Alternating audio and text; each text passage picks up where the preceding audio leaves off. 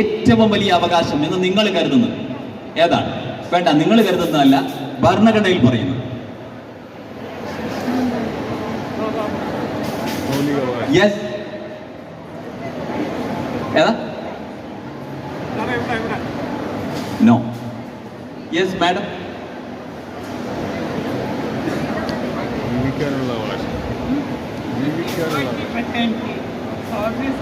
മൗലികാവകാശം.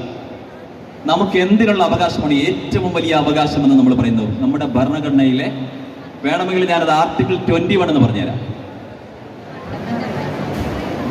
വാമനെ,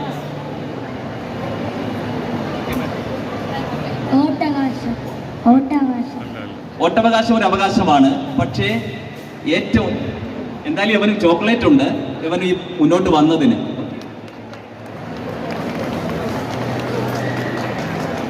അവകാശമാണെന്ന് ഞാൻ പറഞ്ഞു തരും കേട്ടോ. വന്നേ വന്നേ, ഓടി വന്നേ,